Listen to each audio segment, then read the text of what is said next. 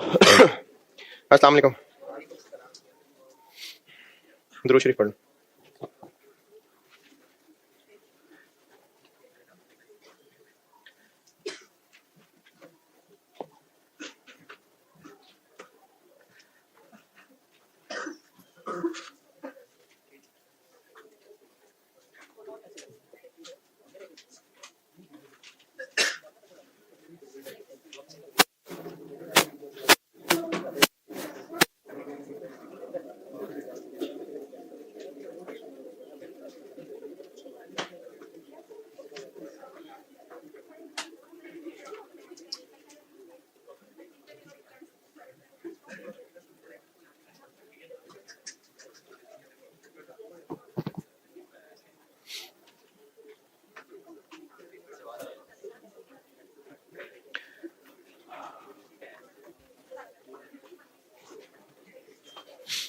ये इसके पॉलिटिकल वाले के एमसीक्यूज करते हैं सॉल्व, फिर करते हैं शुरू। ये मिल रहा है पेज।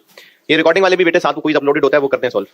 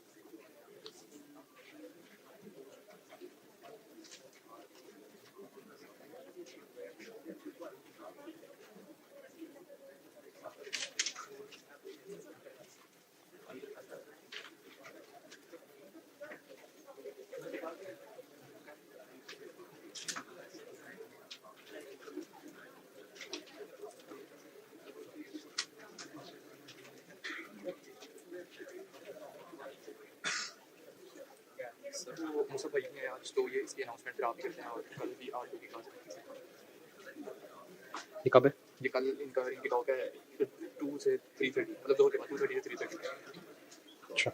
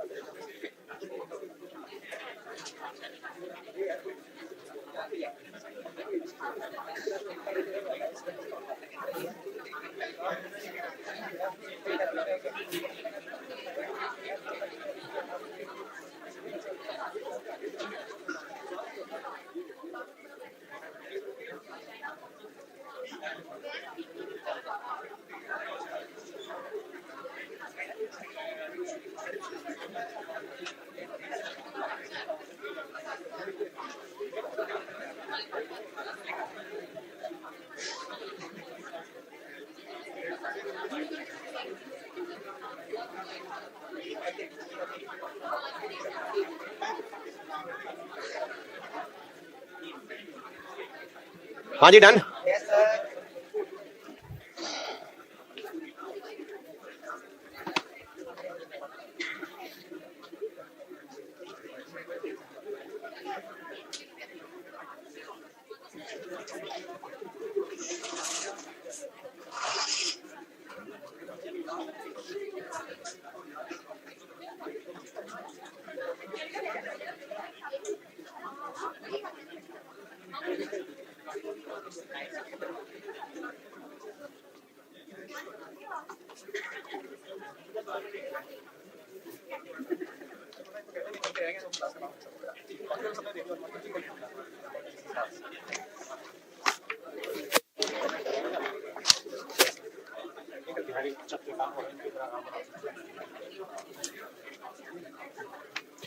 ये किसी का रह गया भाई, छुपा के रख लेते हैं।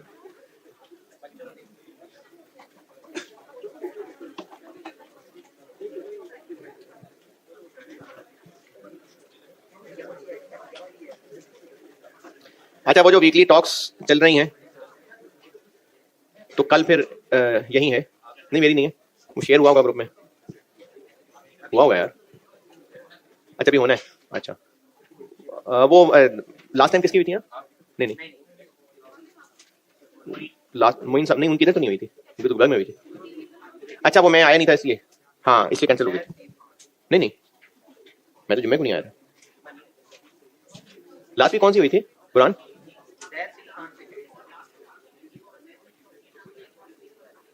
नहीं नहीं, मैं तो जुम्मे को नहीं आया था यार, वो तो जुम्मे रात को नहीं होती इधर, जुम्मे को होती है। अच्छा अच्छा अच्छा, तो अभी कल है कि जुम्मे को है?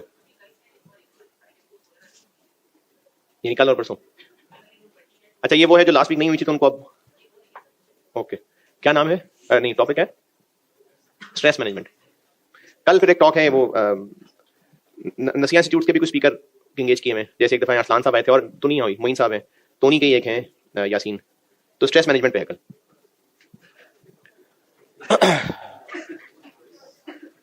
अच्छा जी, ये बात हुई थी कल। अच्छा ये ना देखें, मैं ये तो कर नहीं सकता कि भाई ये चैप्टर आप खुद ही पढ़ लेना, पढ़ा तो सारा सामने रहा हूं, लेकिन इस चैप्टर में ना वाकई कोई ऐसी गहराई नहीं है कि आपको बहुत गहरा समझाना पड़ रहा हो। जैसे मैंने कल इन्फ्लेशन पे एंड किया था, इंटरेस्ट, इसमें जो बातें की हैं वो सारी एक बार आपको बता देता हूं, फिर एक एक करके पढ़ लें। इंटरेस्ट की जब बात कर रहे हैं तो हम बोरोर और लेंडर्स दोनों की बात कर रहे हैं। अगर इंटरेस्ट रेट्स मार्केट में होंगे ज्यादा तो पहले बोरोर बन के सोचें क्या होगा। इंटरेस्ट रेट्स हाई हो गए तो बिजनेसेस लोन लेना छोड़ देंगे, जो ले भी रहे होंगे उनकी कॉस्ट ज्यादा होगी तो उनके खर्चे बढ़ेंगे, तो उनसे प्रॉफिट ही नहीं कमाया जाएगा, वो प्राइसेस बढ़ा देंगे। और या फिर लोन नहीं लेंगे तो प्रोडक्शन कम होगी, प्रोडक्शन कम होगी तो मुआशरे में कंजम्पशन कम होगी, प्रोडक्शन ही नहीं हो रही तो हवाई थोड़ी कंजम्पशन होगी, कंजम्पशन भी कम होगी। इसी का दूसरा एस्पेक्ट देखते हैं। इन्वेस्टर्स क्या करेंगे, इंटरेस्ट रेट ज्यादा है तो फिर वो इन्वेस्ट करने पे ज्यादा ध्यान रखेंगे। अच्छा इन्वेस्ट करेंगे यानी पैसे बचाएंगे, भाई पैसे बचाएंगे तो इन्वेस्ट करेंगे ना, तो पैसे कब बचा पाएंगे, जब कंजम्पशन कम करेंगे। तो इंटरेस्ट रेट्स अगर बढ़ते हैं तो दोनों तरह से कंजम्पशन कम हो जाती है, क्योंकि बोरोर के पॉइंट ऑफ व्यू से देखेंगे तो उसको वो महंगा पड़ रहा होगा, वो अपने खर्चे पूरी नहीं कर पाएगा तो प्रोडक्शन कम करेगा।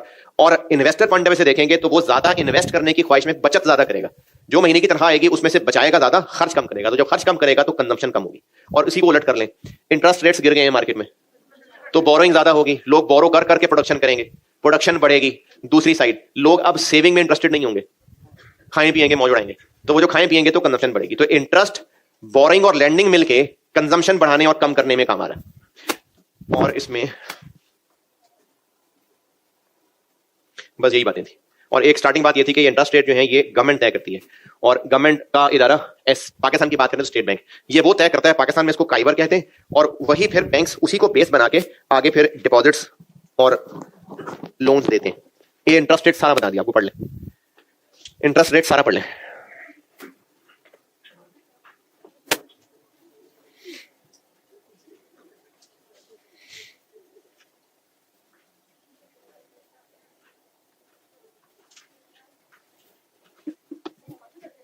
जी ऐसे ही कैसे,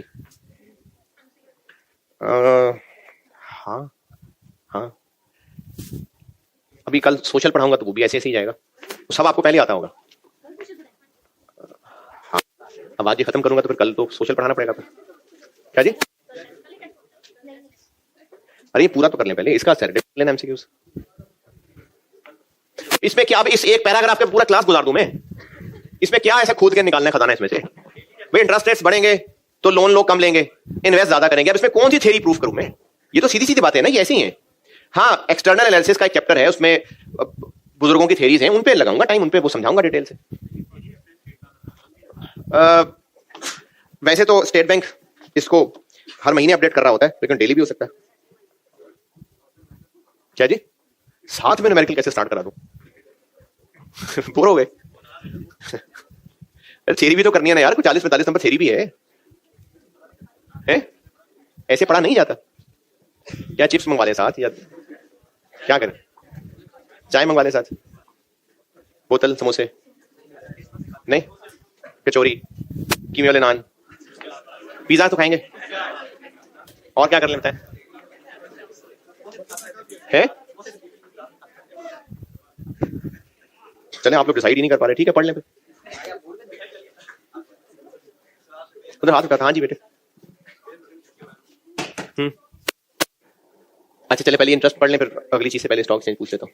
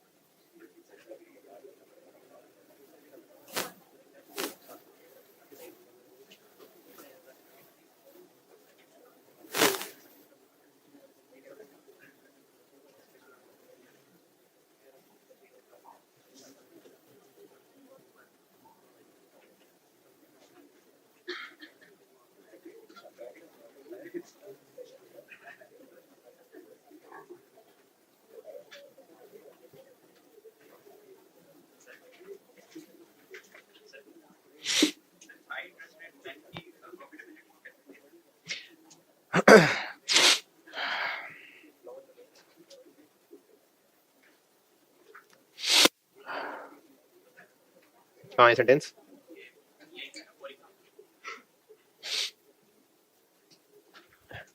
पहले बैंक वाले डिपॉजिटर्स को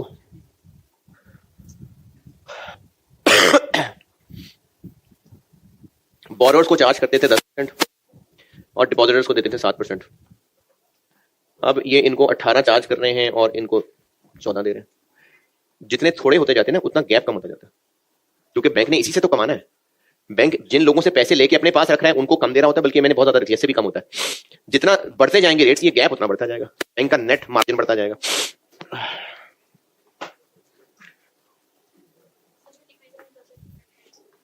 जी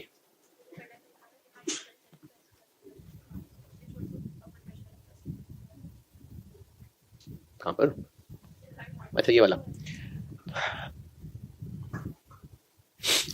अगर लोग इन्वेस्ट ही नहीं कर रहे तो बैंक्स फिर पैसे कहां से लाएंगे? लोग इन्वेस्ट ही नहीं कर रहे तो बैंक्स को तो पैसे चाहिए, तो फिर उन लोगों को कन्विंस करने के लिए रेट बढ़ाना भी पड़ सकता है। यानी इस सारी डिस्कशन, कल इन्फ्लेशन भी थी, यहां पर भी, ये ना स्टेबल नहीं रह सकती इकोनॉमी। नीचे आना शुरू होगा, उसके अपने मसले, फिर ऊपर वापस जाना शुरू हो जाएगा, फिर नीचे आना शुरू हो जाएगा। तो अब जैसे इंटरेस्ट रेट्स कम हो जाएंगे तो लोग इन्वेस्ट नहीं करेंगे, तो बैंकों का काम कैसे चलेगा? तो फिर उनको ये बढ़ाने पड़ेंगे ताकि लोग इन्वेस्टमेंट की तरफ आए।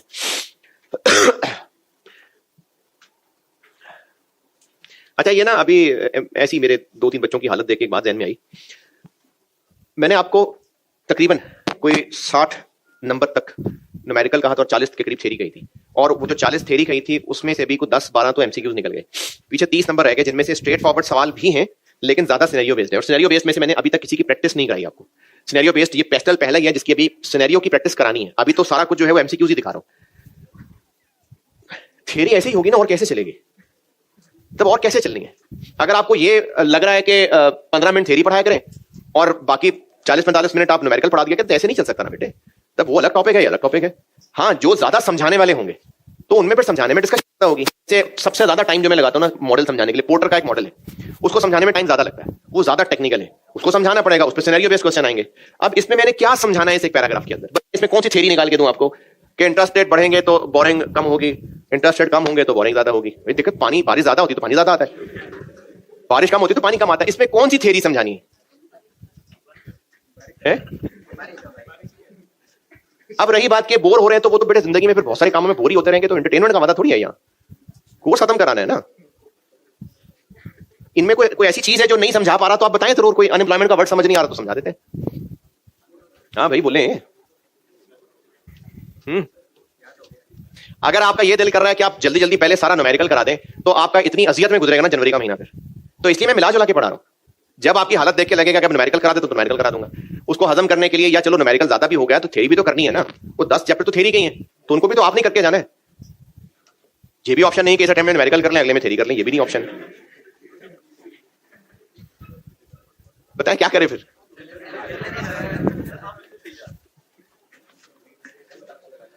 इंटरेस्ट रेट में इतना ही था।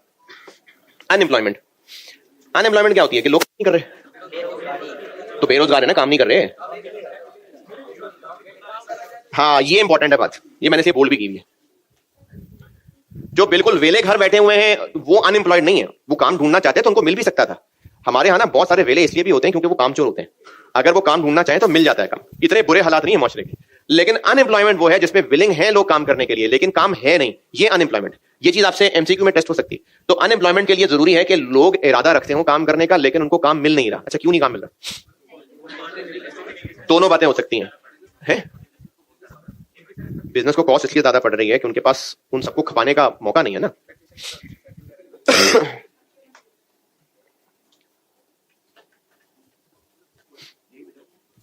जैसे वैसे तो ये किसी ने वीडियो काट के ट्रोलिंग भी शुरू कर देनी है कि ये जो आप इस तरह के शोर मचाते हैं ना, ये स्टाइपेंड बढ़ना चाहिए, तो उसका नुकसान आप लोगों को होता है कि फर्म्स के पास इतना बिजनेस ही नहीं है, तो वो लगते ही नहीं। फिर वो जो 10 रखने थे वो 5 रखिए, 10 का काम उन 5 से भी कराएंगे और बाकी 5 फारिग भी रहेंगे। बाकी स्टाइपेंड ठीक है क्योंकि गरीब का बच्चा सीए प्रोफेशन में आता है, आते ही गरीब का बच्चा मेजॉरिटी, तो हाँ जरूरी है स्टाइपेंड, लेकिन हमने ना दोनों साइड देखनी होती है। तो अब उसका बिजनेस पे असर क्या पड़ेगा कि चूंकि बिजनेस कम होगा, स्टाइपेंड बढ़ने से फिर वो लोग कम रखेंगे। तो एक तो हो गया कि उनके पास काम कम है इसलिए अनएम्प्लॉयमेंट है, एक दूसरी साइड भी है। हाँ जी बिल्कुल सही है, जो इस वक्त मार्केट की डायनामिक्स बदल चुकी हुई है, लोग उस तरह से अपने आप को स्किल नहीं कर पा रहे, यानी जो इस वक्त रेलेवेंट डिमांड मार्केट में चल रही है उस स्किल वाले लोग नहीं है। जहां तक मसला यह है कि मुल्क में काम ही नहीं है, उसका तो हल बहुत आसान नहीं है, लेकिन अगर रेलेवेंट काम के स्किल्स नहीं है तो गवर्नमेंट क्या कर सकती है? ट्रेनिंग कर सकती है, और गवर्नमेंट के ट्रेनिंग के प्रोग्राम्स होते हैं बहुत सारे, वो भी हमें नहीं पता होते, हमें मतलब जो रेलेवेंट लोग परेशान बैठे होते हैं उनको वो भी नहीं पता होते। तो अनएम्प्लॉयमेंट की रीजन लोगों का विलिंगनेस होना काम करने का, लेकिन काम नहीं है। वो काम इसलिए भी नहीं है क्योंकि वैसी इकोनॉमी डाउन चल रही है, और काम इसलिए भी नहीं है क्योंकि लोगों को वो काम आता नहीं है जिसकी, तो उसके लिए गवर्नमेंट लेने पड़ेंगे कि लोगों को काम सिखाएं। और हमारे जैसे मुल्कों के लिए एक और अच्छा काम होता है जो गवर्नमेंट को करना चाहिए, यहां से सब लोगों को बाहर भेजें। हाँ नहीं वो तो खुद ही जा रहे हैं ना, ये गवर्नमेंट लेवल पे ऑर्गेनाइज काम होना चाहिए कि बहुत अच्छे तरीके से और बहुत अच्छे सिक्योर्ड तरीके से उनका वहां भी ख्याल रखना इंश्योर करें, तो यहां से लेबर एक्सपोर्ट करनी चाहिए है। तो यही कह रहा हूं ना, खुद ही चले जाते हैं, लेकिन पाकिस्तान के पास बहुत सारी लेबर है, तो ये गवर्नमेंट लेवल पे बहुत अच्छा ऑर्गेनाइज काम हो सकता है। वो फिर हमारी अपनी हरकतें हैं ना, ये हमारी अपनी हरकतें हैं, ये नहीं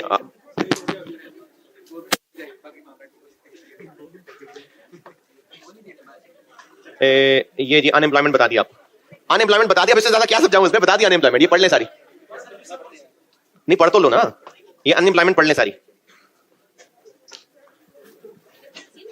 क्या जी? अच्छा, बिजनेस डिसीजन में ये है कि अगर अनएम्प्लॉयमेंट है, और अनएम्प्लॉयमेंट इस वजह से है कि बिजनेस के पास काम नहीं है, तो अनएम्प्लॉयमेंट है तो लोगों के पास रोजगार नहीं है, लोग फिर खर्च भी नहीं कर पा रहे, तो वहां बिजनेस को मौका मिलेगा कि वो सस्ते प्रोडक्ट्स लॉन्च करे, सस्ते प्रोडक्ट्स लॉन्च करे जो कि महंगे प्रोडक्ट्स के अल्टरनेटिव्स हो। अब ये बिजनेस को मौका मिला है तो उससे क्या होगा, फिर वो लोग खरीदना शुरू करेंगे, उसकी प्रोडक्शन बढ़ेगी तो लोगों के रोजगार आने शुरू हो जाएंगे। तो ये बिजनेस डिसीजन के अंदर लिखा हुआ। फिर एक नेगेटिव बात ये लिखी हुई है कि अनएम्प्लॉयमेंट का बिजनेस ऐसे फायदा उठा सकता है कि चूंकि लेबर की सप्लाई ज्यादा है तो फिर नखरे बिजनेस करेगा, फिर वो कम पैसों में लोग रखेगा। सारा कुछ अनएम्प्लॉयमेंट में है, ये पढ़ लें जी सारा। बेरोजगारी होगी तो मुआशरे में बुराइयां फैलेंगी। क्यों बुराइयां फैलेंगी? चोरियां डकैतियां होंगी।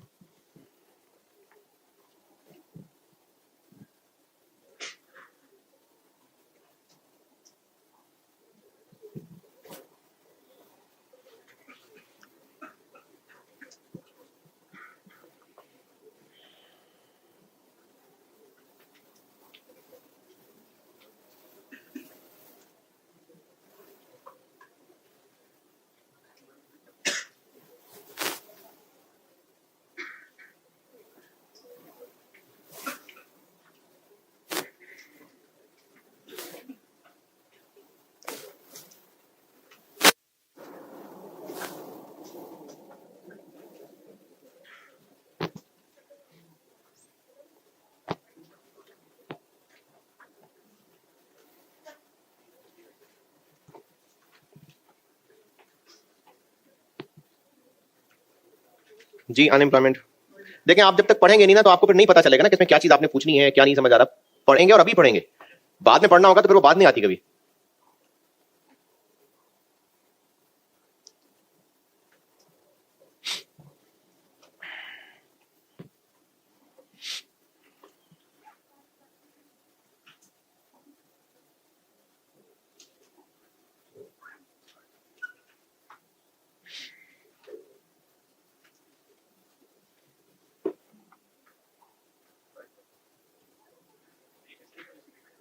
नहीं बताता। हाँ जी अनएम्प्लॉयमेंट। अच्छा वो आपने इंडेक्स में पूछना कुछ भूल गया। Stock market. हाँ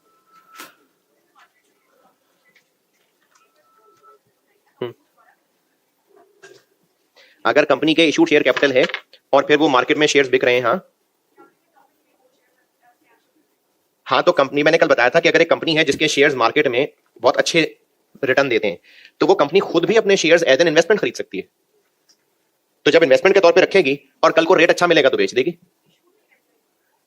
इशूड में तो वो हैं, फिर उन्होंने मार्केट से जो किसी के शेयर्स खरीदने थे वो अपने शेयर्स खरीद लेंगे, लेकिन उनको ना ट्रेजरी शेयर्स कहते हैं। वो आपके सिलेबस में नहीं है उसकी अकाउंटिंग, वैसे बता रहा हूं, उसको ट्रेजरी शेयर्स कहते हैं। तो फिर वो इन्वेस्टमेंट में एसेट दिखाने की बजाय वो इक्विटी में कमी दिखाई जाती है ट्रेजरी शेयर्स। ये तो हो गई अकाउंटिंग। असल में बिजनेस ऐसा क्यों कर रहा होगा कि अपने शेयर्स खरीदे, जैसे कोई भी इन्वेस्टर कर रहा होता है कि अच्छे शेयर्स खरीदते हैं ताकि कल को महंगे होंगे तो बेचेंगे। तो कंपनी अपने शेयर्स भी खरीद सकती है। अनएम्प्लॉयमेंट। अच्छा फिजिकल पॉलिसी, आप चूंकि इकोनॉमिक्स पास करके आए हैं तो फिजिकल पॉलिसी में दो साइड्स होती हैं कि गवर्नमेंट की आनियां जानियां। गवर्नमेंट के पास नहीं, गवर्नमेंट की आनियां जानियां तो बात ही और हो जाएगी। नहीं नहीं नहीं, गवर्नमेंट ने पैसा कमाना कहां से है और खर्च कहां करना है, ये दोनों चीजें फिजिकल पॉलिसी के अंडर आती हैं।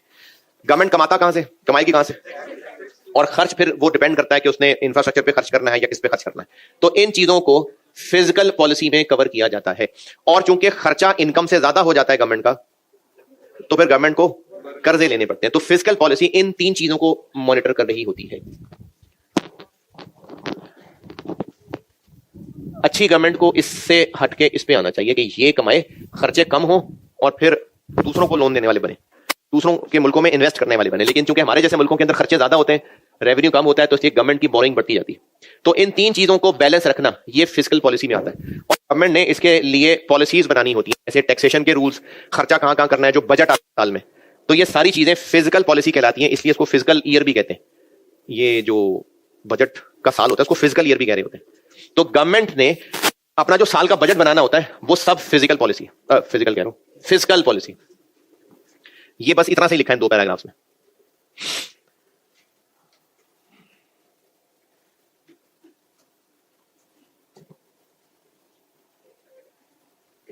फिजिकल पॉलिसी पढ़ लें।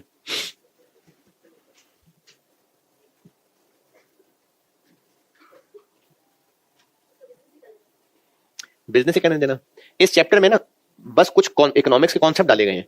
जरूरी नहीं कि हर चीज का बिजनेस से लेना देना हो। बहरहाल यहां बिजनेस का लेना देना हो सकता है, लेकिन वो हम पिछले चैप्टर में कराए कि गवर्नमेंट की पॉलिसीज से बिजनेस को अपॉर्चुनिटीज और थ्रेट्स नजर आती हैं। अब गवर्नमेंट की अगर मिजाज ये है कि उन्होंने इंफ्रास्ट्रक्चर पे खर्च करना है तो बिजनेस को मौका मिलेगा कि वो इस सेक्टर में उतरे। तो ये चीज हम बिजनेस के लिए क्या मायने रखती है वो पिछले चैप्टर में कर चुके हुए हैं, इसलिए दोबारा नहीं यहां पर लिखा। जी वो टैक्सेस इसलिए नहीं हमारे यहाँ लोग देते क्योंकि इंसाफ का नहीं है निजाम, फेयर निजाम नहीं है। जो पकड़े जाते हैं उनको तुन के रखते हैं और जो नहीं पकड़े जाते हैं वो किसी ना किसी लूप होल के जरिए से निकल जाते हैं। इसलिए टैक्स से लोगों की जान जाती है और कौम पे खर्च भी नहीं होता ना वो पैसा, तो इसलिए लोग टैक्स नहीं देते। तो जितना अच्छा क्लियर सिस्टम होगा तो लोग टैक्स भी देने लग जाएंगे। और गवर्नमेंट का रेवेन्यू सिर्फ टैक्सेशन नहीं होती, गवर्नमेंट की बहुत सारी प्रॉपर्टीज भी हैं जो गवर्नमेंट ने किराए पे दी होती हैं, वो भी कोड़ी के दामों दे दी हुई है ना। तब गवर्नमेंट की बहुत सारी प्रॉपर्टीज हैं। कई इदारे हैं जिनकी जमीनें बिजनेस के पास फारिग पड़ी हुई हैं, गवर्नमेंट के पास। रेलवे की इतनी जमीनें हैं, ये कराची का एक बहुत बड़ा स्कैंडल वो कई सालों से, स्टील मिल। तो ये बहुत सारे गवर्नमेंट के रिसोर्सेज हैं, वहां से भी गवर्नमेंट रेवेन्यू कमा सकता, नहीं कमाता। तो टैक्स तो एक जरिया है ना, और बहुत सारे जरिए हो सकते हैं।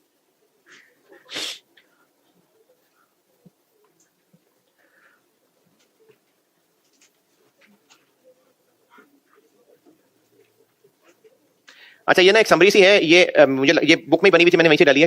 ये मुझे लगता है इस तरह की चीजें ना ये एमसीक्यूज में पूछ सकता है। ये इस चैप्टर के आखिर में 2 चीजें रहती हैं करानी मैंने भी, लेकिन अभी चूंकि अनएम्प्लॉयमेंट और इंटरेस्ट पड़ा है ना, तो उसके लिए चैप्टर के आखिर में आज एक टेबल बना हुआ है, अनएम्प्लॉयमेंट, इंटरेस्ट और एक फॉरेन एक्सचेंज। ये इसका एक कंपैरिजन बना हुआ है कंज्यूमर्स के एंगल से और बिजनेसेस के एंगल से। ये चीज मुझे लगता है कि एमसीक्यूज में हेल्पफुल हो सकती है। इस टेबल को पढ़ लें। अनएम्प्लॉयमेंट और इंटरेस्ट चूंकि पढ़ा दिया तो इसलिए मैं इस टेबल पे ले आया हूं। अनएम्प्लॉयमेंट की बात हो रही है, इंटरेस्ट की बात हो रही है, और जो एक्सचेंज रेट होता है करेंसी उसकी बात हो रही है। ये टेबल पढ़ लें।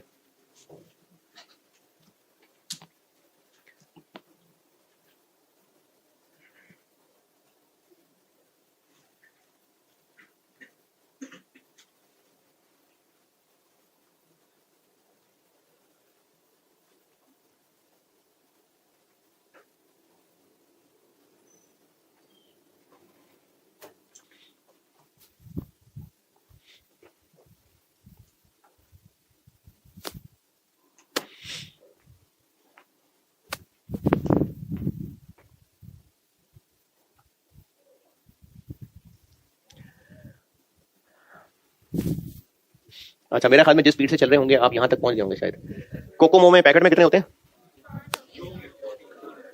नहीं, वो किसी बचा हुआ उठाया होगा। नए में 2-3 होते हैं। अच्छा, वो जो 3 होते हैं उनके अंदर चॉकलेट नहीं होती, 2 में होती है, 1 में नहीं होती, इस तरह से। तो एक तो ये है कि उस पैकेट की प्राइस बढ़ा लेते, लेकिन प्राइस बढ़ाते तो बच्चे ना खरीदते, तो उन्होंने उसके अंदर कोकोमो कम कर लिए। ये लिखा हुआ है।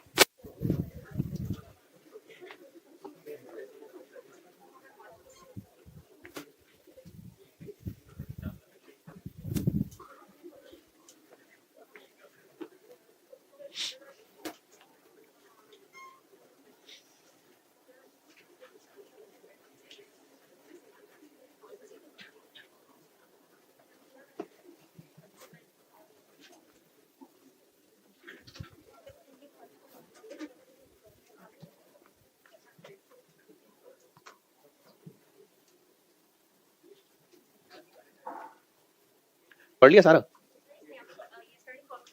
क्या जी? पाउंड स्टर्लिंग क्यों लिखा हुआ है? मिसाल लिखी हुई है ना, आप डॉलर कर लें।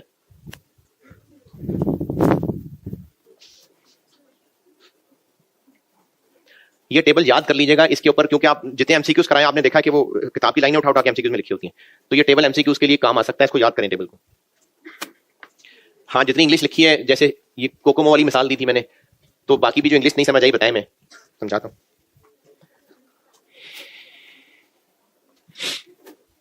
जी क्या हुआ?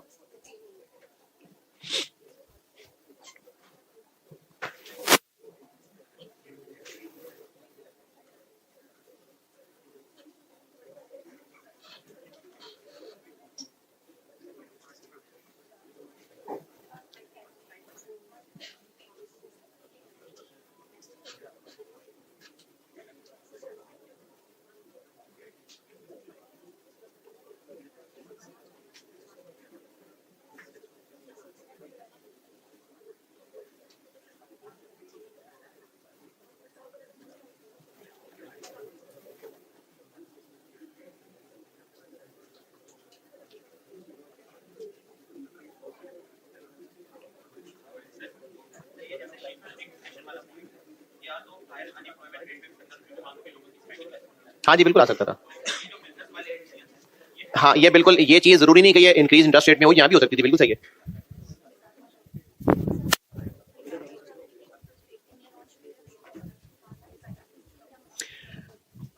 क्योंकि अच्छा, ये वाली चीज लिखी हुई है ना, ये इससे कनेक्टेड लिखी हुई है। चूंकि इससे कनेक्टेड बात हो रही थी ना, इसलिए उन्होंने यहां लिखा है। यहां पर बात कर रहे थे कि जब इंटरेस्ट रेट ज्यादा है तो लोग खर्च कम करेंगे, बचाएंगे ज्यादा। अब जब खर्च कम करेंगे तो बिजनेस बेचेंगे कैसे? तो कोकोमो छोटे कर देंगे। यहां पर बात की जा रही है कि लोगों ने अब खर्च ज्यादा करना है, बचाना कम है। तो जब लोग खर्च करने को तैयार हैं तो कोकोमो बड़े कर देंगे, चॉकलेट भी डाल देंगे उसमें। ये भी इसी कॉन्टेक्स्ट में बात हो रही थी कि अगर तो फॉरेन करेंसी सस्ती हो जाएगी तो फिर लोग इंपोर्टेड चीजें आराम से खरीदेंगे। अब जब लोग इंपोर्टेड चीजें खरीदेंगे तो अब लोकल बिजनेसेस को मसला होगा, तो उनको फिर और नई मार्केट्स ढूंढनी पड़ेंगी अपने प्रोडक्ट बेचने के लिए। तो ये उससे कनेक्टेड लिखा हुआ।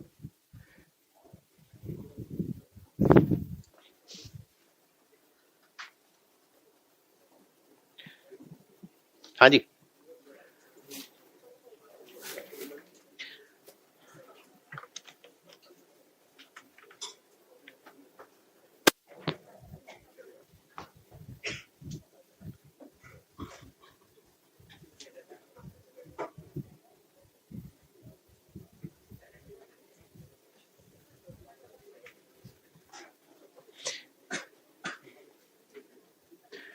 एक मुल्क में जितनी प्रोडक्शन हुई, या तो वो कंज्यूमेबल आइटम्स हैं या फ्यूचर में यूज होनी है, या तो कंज्यूमेबल हैं या फ्यूचर में यूज होनी है, इसको कहते हैं जीडीपी।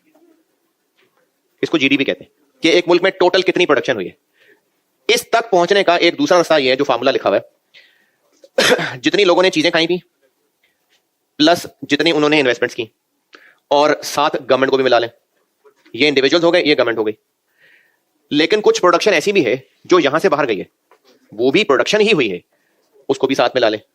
लेकिन जो चीजें हमने खा पी ली हैं उनमें से कुछ बाहर से आई भी हो सकती है, हम सिर्फ कह रहे हैं यहां कितनी बनी है, तो इंपोर्ट्स माइनस कर दें।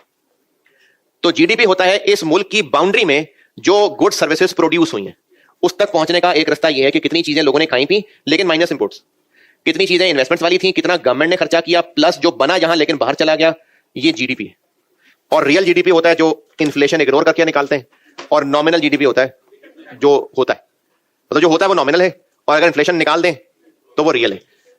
ये जीडीपी के अंदर जो लिखा था ये लिखा था, मैंने आपको फार्मूला भी दिखा दिया। इसमें एक चीज बैलेंस ऑफ पेमेंट रह गई, वो कल बता के तो फिर अगला चैप्टर कराता हूं। ठीक है जी।